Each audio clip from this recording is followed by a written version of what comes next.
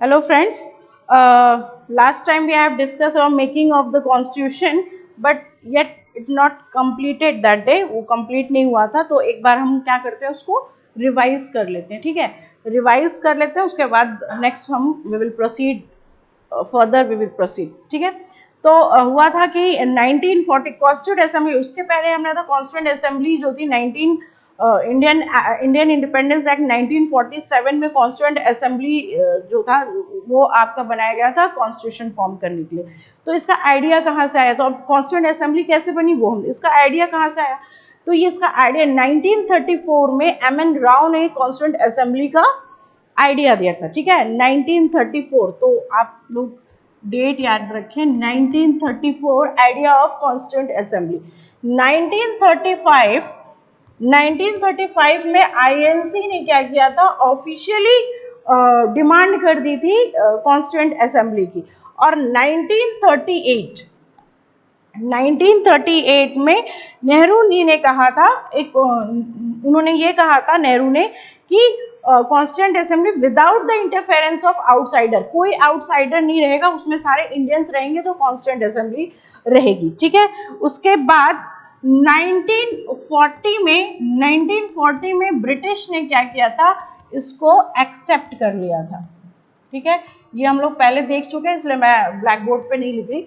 1940 में ब्रिटिश ने एक्सेप्ट कर लिया था. 1942 में, क्योंकि उस समय वर्ल्ड वॉर चल रहा था, 1939 से 1945 तक सेकेंड वर्ल्ड वॉर आपका चला था. तो 1942 में क्रिप्स मिशन आया और उन्होंने कहा कि ठीक है, हम आपको इंडिपेंडेंस दे देंगे, मगर सेकेंड वर्ल्ड वॉर के बाद, जब वर्ल्ड वॉर आपका खत्म होगा उसके बाद हम आपको इंडिपेंडेंस देंगे. तो इसको मैंने कहा था कि इस चीज को महात्मा गांधी, इस स्टेटमेंट को महात्मा गांधी ने एक स्टेटमेंट से कहा, किस मिशन को कहा, they are the post dated cheque. Mahatma Gandhi ने कहा था कि पोस्ट डेटेड चेक है. पोस्ट डेटेड चेक का मतलब कि ये लोग फ्यूचर की बात कर रहे हैं, वो लोग फ्यूचर की बात कर रहे हैं जिनको आगे रहना ही नहीं है. ठीक है, तो उन्होंने इससे वो कहा था. फिर 1946, मैंने पहले भी आपको बताया था, 1946 में कॉन्स्टिट्यूएंट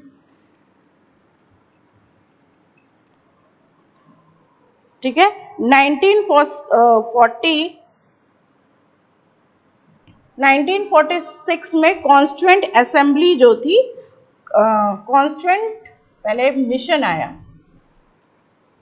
ठीक है, 1946 में कैबिनेट मिशन और कैबिनेट मिशन ने constituent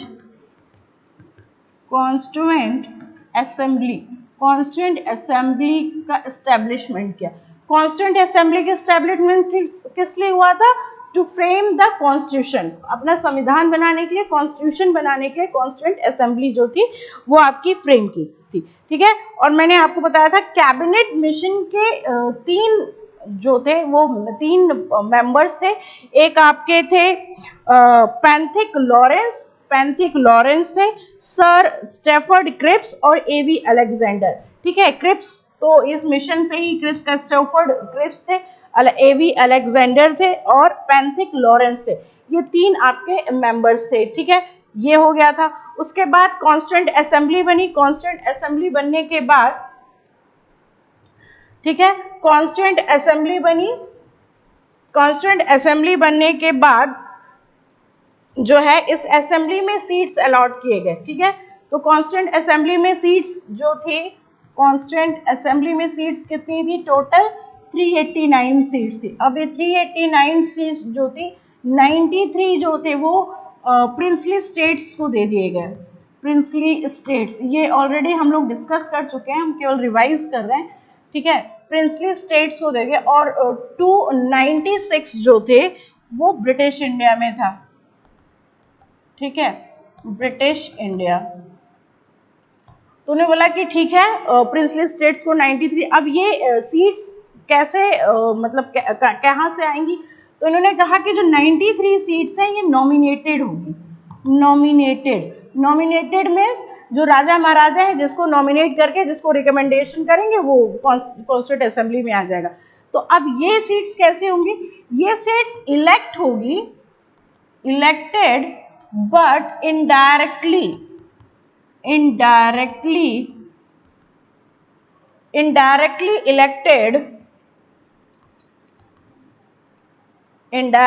elected by provinces member.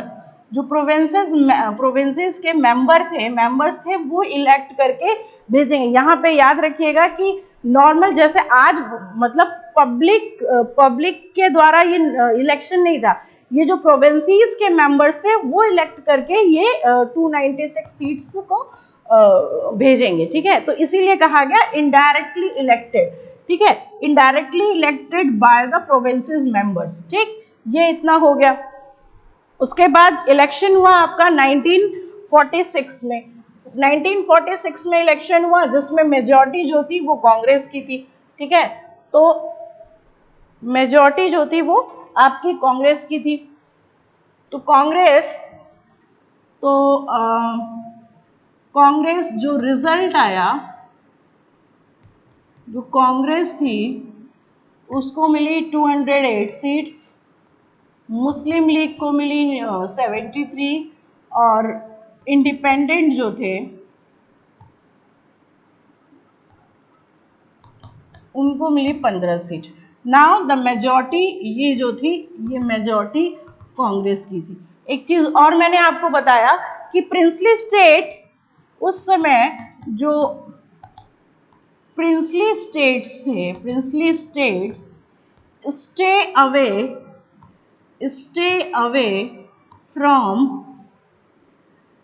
Away from constituent assembly.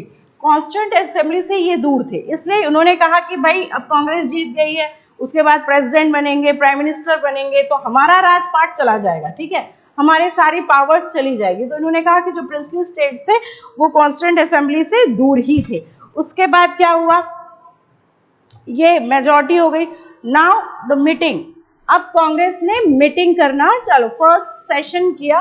First session उन्होंने किया 9 दिसंबर 1946। ठीक है, फर्स्ट मीटिंग कब हुई इनकी, 9 दिसंबर 1946। ठीक, मगर इसमें 211 ही मेंबर्स थे, उन्होंने ज्वाइन किया, अटेंडेंट बिकॉज मुस्लिम लीग जो थे, मुस्लिम लीग ने बाइकॉट कर दिया था। उन्होंने ये मीटिंग जो थी वो अटेंड नहीं की थी। क्यों नहीं की थी, इन्होंने कहा था कि भाई कांग्रेस की मेजॉरिटी है और ये पहले से पार्टीशन के लिए डिमांड कर रहे थे। ठीक है, तो ये हो गया। उसके बाद ठीक दूसरी मीटिंग जो थी, अब इसमें इन्होंने इस मीटिंग में डिसाइड क्या किया, डिसाइड ये किया कि टेम्परेरी प्रेसिडेंट डॉक्टर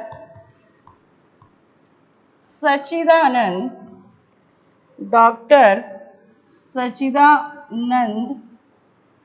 सिन्हा।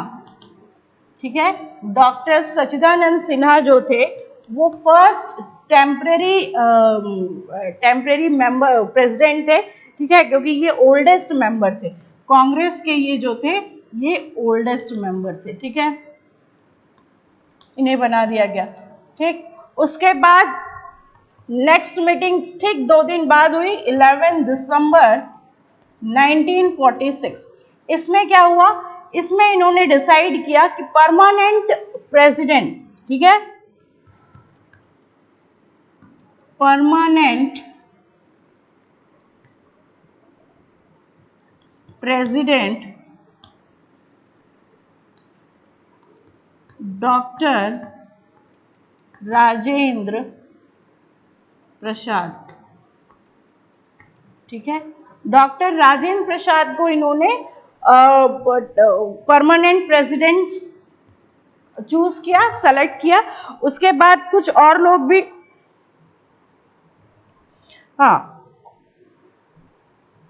कुछ और लोग भी जो है इसमें वो हुए थे, परमानेंट ये हो गए। उसके बाद जो वाइस प्रेसिडेंट थे, ठीक है, वाइस प्रेसिडेंट एच सी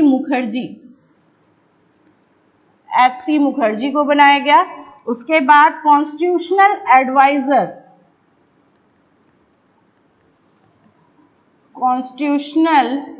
एडवाइजर ये थे आपके बी एन राव,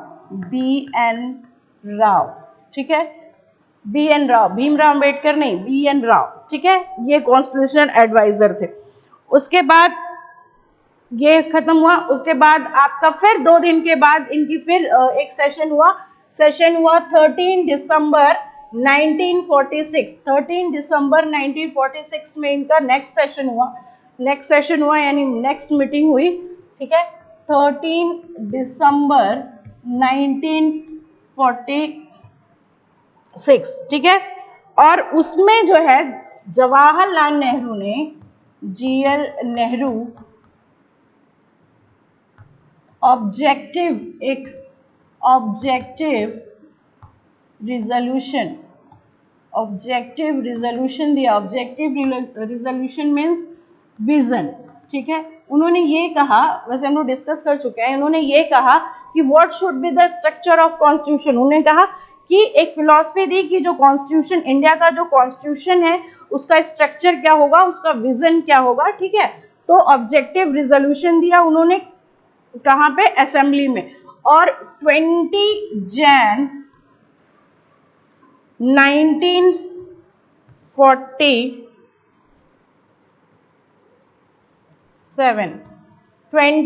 जैन 1947 को ये पास हो गया असेंबली में, ठीक है, पास हो गया इन कॉन्स्टिट्यूएंट असेंबली में। मतलब 13 दिसंबर 1946 को हो गया और 22 जनवरी 1947 को ये कॉन्स्टिट्यूएंट असेंबली में पास हो गया, ठीक। इसके बाद आपको पता है, पहले भी डिस्कस कर चुके हैं कि 3 जून क्यों इंपॉर्टेंट है। 3 जून 1947 में माउंटबेटन प्लान रखा गया for the partition of British India को पार्टीशन करने के लिए। और उसके बाद 2 डोमिनियन आपके बट गए, एक इंडिया हो गया, एक पाकिस्तान हो गया। उसके बाद पार्टीशन के बाद आपका 15 अगस्त 1947 में इंडिया क्या हो गया, इंडिपेंडेंट हो गया, सोवरेन हो गया, ठीक है। सोवरेन अभी हुआ या नहीं हुआ ये आगे देखेंगे कि बिकॉज अभी तक वो सारे डिसीजंस खुद नहीं ले सकता था। अब क्या हुआ, मैंने आपको ये बताया कि जो स्ट्रेंथ थी, ठीक है, जो, क्योंकि पाकिस्तान की सीट्स अलग हो गई, प्रोविंशियल सीट्स पहले से ही अलग थी, तो जो स्ट्रेंथ थी कॉन्स्टिट्यूएंट असेंबली की, स्ट्रेंथ यानी जो सीट्स थी वो घट के 389 से 299 हो गई। क्यों? क्योंकि पहले से मुस्लिम लीग ने बाइकआउट कर दिया था। अब वो अलग कुछ प्रिंसली स्टेट्स वहां पे भी चले गए थे, प्रिंसली स्टेट्स ने अवॉइड ही किया था, वो कॉन्स्टिट्यूएंट असेंबली ज्वाइन ही नहीं करना चाहते थे, ठीक है। अब हम आगे चलते हैं, ठीक है। अब इतना तो हमने लास्ट वीडियो में डिस्कस कर लिया था, अब आगे देखते हैं, ठीक है। कॉन्स्टिट्यूएंट असेंबली थी now become a mini parliament, ठीक है। कॉन्स्टिट्यूएंट असेंबली को हम मिनी पार्लियामेंट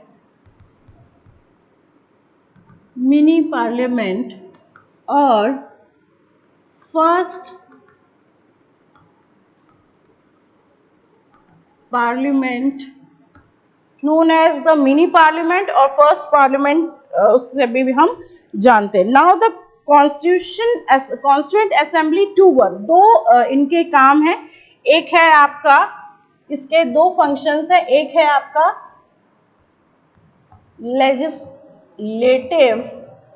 लेजिस्लेटिव बॉडी, ठीक है, लेजिस्लेटिव बॉडी।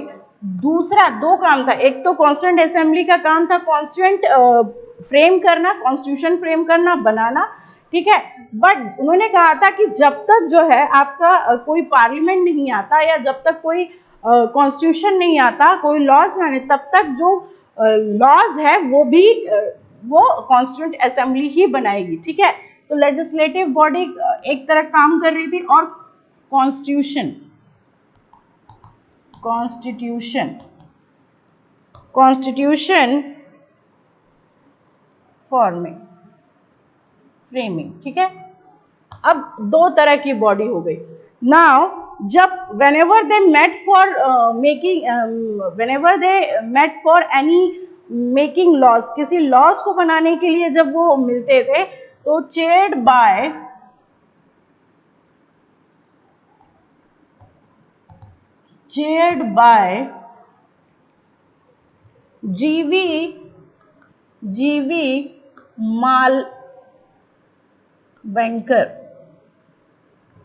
जीवी मालवेंकर। ठीक है। वो उस समय प्रेसिडेंट, जब वो लेजिस्लेटिव काउंसिल के लिए असेंबली मिलती थी या कोई लॉज या नॉर्मल लॉज बनाने के लिए जब मेंबर्स मिलते थे तो वो जीवी मालवेंकर उसको चेयर करते थे, और जब कॉन्स्टिट्यूशन बनाने के लिए मेंबर्स मिलते थे तो उसको डॉक्टर राजेंद्र प्रसाद, ठीक है, राजेंद्र प्रसाद जो थे वो उसको चेयर करते थे। मतलब इसके मेंबर्स जब लॉज बनाना था, कोई लीगल एडवाइस करना था या लॉज या रूल्स बनाने थे तो वो जीवी मालवेंकर उसको चेयर करते थे, प्रेसिडेंट थे। और अगर कॉन्स्टिट्यूशन से रिलेटेड कोई डीलिंग होती थी तो डॉक्टर राजेंद्र प्रसाद जो है उसको डील करते थे। ठीक है। अब नेक्स्ट हम देखते हैं कि कॉन्स्टिट्यूशन असेंबली, जो मैंने आपको पहले बताया कॉन्स्टिट्यूशन असेंबली जो है वो आपकी मिनी पार्लियामेंट थी। तो उसके कुछ फंक्शंस क्या क्या उसने किए वो हम देख लेते हैं, जो कि इम्पोर्टेंट है। जीके क्वेश्चंस आपके एग्जाम में पूछे जाते हैं, हर तरह के जीके क्वेश्चन मतलब आपके पूछे जाते हैं। ठीक है। कोई भी अगर आप कंपटीशन की तैयारी कर रहे हैं तो ये क्वेश्चंस पूछे जाएंगे। तो कॉन्स्टिट्यूशन असेंबली ने पहले क्या किया, रेडिफाइड इंडिया मेंबरशिप ऑफ कॉमनवेल्थ। आपको पता है कि कॉमनवेल्थ जो है वो गेम्स भी कराते हैं। ठीक है। तो ये कब हुआ, मई 1949। जो कॉन्स्टिट्यूंट असेंबली है वो इंडिया को कॉमनवेल्थ का मेंबर बनाने में हेल्प की, मतलब उस मेंबर बनाना फिक्स किया 1949 में। ठीक। उसके बाद एडॉप्टेड नेशनल फ्लैग। हमने नेशनल फ्लैग कब अडॉप्ट किया, नेशनल फ्लैग 22, ये सारी डेट्स बहुत इंपॉर्टेंट है, 22 जुलाई 1947। ठीक है, 22 जुलाई 1947। उसके बाद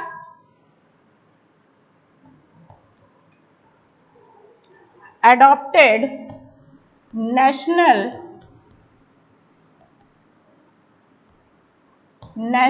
एंथम और national anthem and national song. National anthem and national song कब अडॉप्ट किया हमने, 24 जनवरी 1950। नेशनल एंथम, आपको पता है कि नेशनल एंथम क्या है और नेशनल दोनों अलग अलग चीजें हैं। ठीक है। तो नेशनल एंथम और नेशनल सॉन्ग ये हमने कब अडॉप्ट किया, 24 जनवरी 1950 में। ठीक। ये these dates are very important, so remember it, note down and remember it. ठीक। फिर उसके बाद इसी में नेशनल सॉन्ग हो गया, doctor Rajendra, you know the first president of India is Rajendra Prasad. ठीक है, आपको पता है Prasad elected as first president president of India, ठीक है, इंडिया के पहले प्रेसिडेंट थे और ये कब इलेक्ट हुए, सेम डेट 4 जनवरी 1950, ठीक है। तो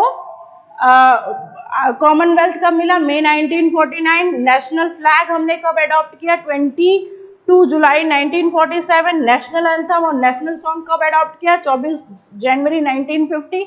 और फर्स्ट प्रेसिडेंट को इलेक्ट कब किया गया था, 24 जनवरी 1950। नाउ कुछ और कांस्टेंट असेंबली कॉन्स्टिट्यूशन के बारे में कुछ और चीजें भी जान लेते हैं जो कि अक्सर क्वेश्चंस में पूछा जाता है, ठीक है। जैसे कि हाउ मेनी डेज टेकन, मतलब कॉन्स्टिट्यूशन बनने में आपका कितना टाइम लगा, ड्यूरेशन कितना लगा, approx year means 2 years 11 months 18 days, ठीक, यानी अप्रॉक्स जो है 3 साल आपके इसको लगे बनने में। और कितने सेशन में, सेशन फाइनल सेशन कितने सेशन लगे, 11 सेशन। बजट कितना लगा, बजट लगा आपका 64 लाख, 64 लाख अप्रॉक्स जो है वो 64 लाख आपका लगा। उसके बाद सोर्सेस आपको पता है कि जो इंडिया का कॉन्स्टिट्यूशन है उसको बारोड कॉन्स्टिट्यूशन कहते हैं, सोर्सेस या फिर कहते हैं बारोड।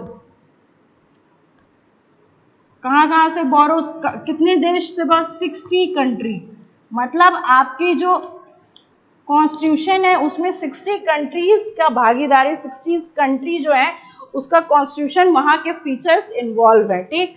उसके बाद आपका ये हो गया। फाइनल सेशन कब था, जो फाइनल सेशन कब ये फाइनल हुआ था, फाइनल सेशन यानी लास्ट 11th सेशन आपका जो था वो कब हुआ था, 24 जनवरी 1950, ठीक। उसके बाद आपका क्या था,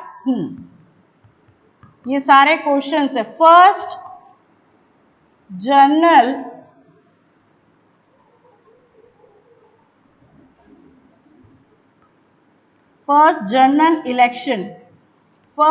इलेक्शन कब हुआ था, 1950 से 1951। मीन्स या तो ऐसे दिया रहेगा या तो 1950, क्योंकि 1950 लेट जो था वो, यानी भारत में सबसे पहले इलेक्शन 1951 से 1952, तो लेट स्टार्ट हुआ था। या तो ये अगर ऑप्शन दिया है और ये नहीं दिया तो 1951 होगा, और या तो 1952। अगर इस तरह से दिया है 1951 से 1952, द करेक्ट आंसर इज 1951 से 1952 में आपका पहला इंडिया में, भारत में इलेक्शन हुआ था, मताधिकार हुए थे, ठीक है। तो ये हो गया। उसके बाद कॉन्स्टिट्यूशन बनाने के लिए बहुत सारी कमिटीज बनी थी, ठीक है, कॉन्स्टिट्यूशन बनाने के लिए आपकी बहुत सारी कमिटीज बनी थी, तो वो कमिटीज हम देख लेते हैं। तो जो कमिटीज थी ये आप याद रखिएगा, ये सारे इंपॉर्टेंट डेट्स थे जो हर जगह कहीं ना कहीं पूछा जाता है, क्वेश्चंस में पूछे जाते हैं, ठीक है। कॉन्स्टिट्यूएंट असेंबली जो थी उसके डिफरेंट टास्क थे, डिफरेंट टास्क मतलब कोई लॉ बनाना था, फिर हर चीज देखनी थी, तो डिफरेंट टास्क के लिए डिफरेंट कमिटीज बनाई गई थी, डिफरेंट कमिटीज, ठीक। तो कितनी कमिटीज थी, तो जो 8 था, 8 मेजर कमिटीज एंड 15, तो मेजर कमिटी ही पूछा जाता है ज्यादातर, 15 माइनर कमिटी, ठीक है। जो 8 थे वो मेजर कमिटीज थी, ये ही पूछा जाता है कौन कौन सी कमिटी। और सबसे ज्यादा क्वेश्चन ये पूछा जाता है कि उन committees who was the chair, किसके द्वारा वो चेयर किया या कौन उसका चेयरमैन था, ठीक है। तो ये 8 कमिटीज हम देखेंगे, no need to discuss about the 15 minor, मगर आप ये जान लीजिए कि अप्रॉक्स 15 माइनर कमिटीज थी, ठीक है। तो पहली जो आपकी कमिटी थी, पहली कमिटी थी आपकी union power committee, union power committee. Second committee थी आपकी यूनियन कॉन्स्टिट्यूशन कमिटी, और थर्ड कमिटी थी आपकी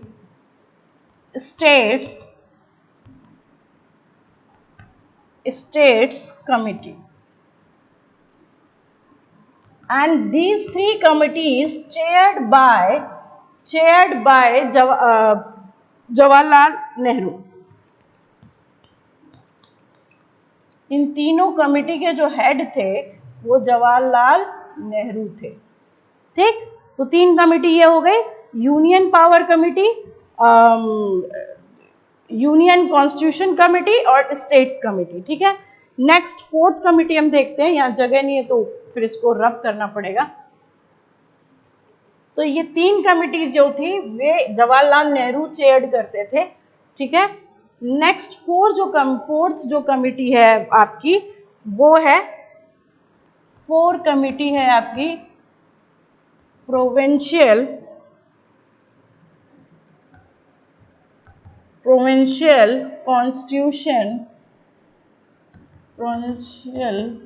constitution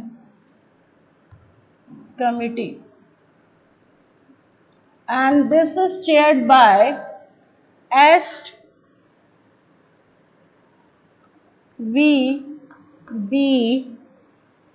Patel. Full form Sardar Vallabh Bhai Patel. जो प्रोविंसेस थे वो सरदार वल्लभ भाई पटेल। फिर उसके बाद फिफ्थ कमिटी जो थी, फिफ्थ कमिटी आपकी बड़ी कमिटी थी, इसीलिए इसके नीचे सब कमिटी थी। तो पहले हम मेन कमिटी देखते हैं। जो फिफ्थ कमिटी थी वो थी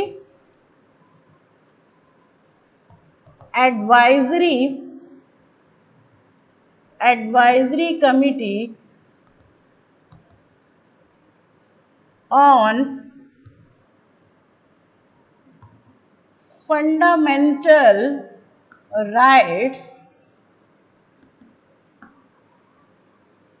माइनॉरिटी एंड, देखिए इतना बड़ा है तो इसीलिए इसको फिर सब कमिटीज बने, ट्राइबल एंड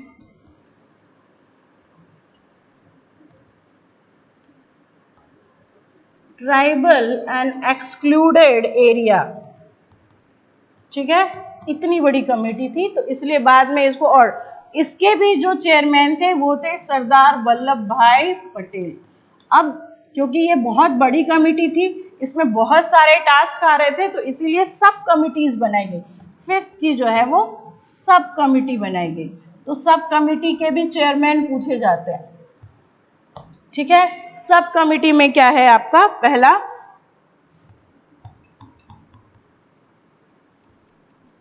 फंडामेंटल राइट्स, ठीक है।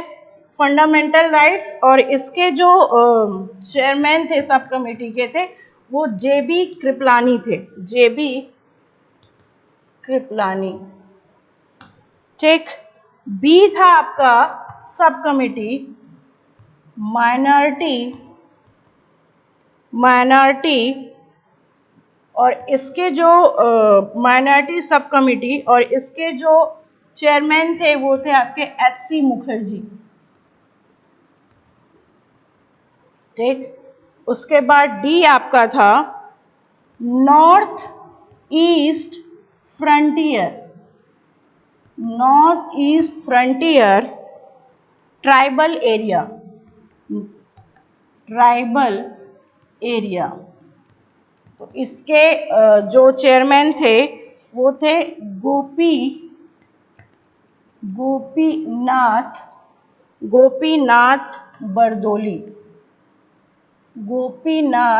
बरदोली, ठीक है। तो आप याद रखिएगा कि जो फिफ्थ कमिटी थी उसकी सब कमिटी थी, ठीक। और ई जो है वो है आपका एक्सक्लूडेड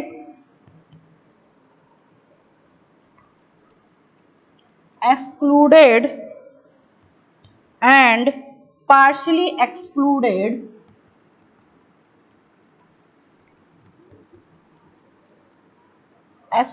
और partially excluded एरिया। और इसके जो वो थे एवी ठाकर,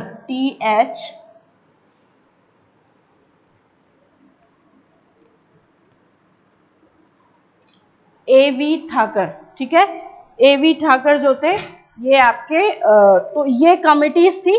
तो अभी केवल आपकी 5 कमिटीज हुई है, ठीक है, 5 कमिटीज हुई है, ठीक। तो नेक्स्ट वीडियो में फिर हम इसको कंटिन्यू करेंगे, क्योंकि आपका मेकिंग जो है तो कमिटीज से फिर हम मतलब जो कमिटीज से वहां से हम रिवाइज करेंगे, इससे पहले का हम रिवाइज नहीं करेंगे, ठीक है। तो पहली कमिटीज से हम रिवाइज करेंगे, कॉन्स्टिट्यूएंट असेंबली की जो कमिटीज थी वो हम रिवाइज करेंगे, but I will not right on the black board, मैं ब्लैक बोर्ड पे वापस नहीं लिखूंगी। हम 6th कमिटी से ब्लैक बोर्ड पे जो है वो कंटिन्यू करेंगे, ठीक है। तो नेक्स्ट वीडियो में फिर हम देख लेंगे।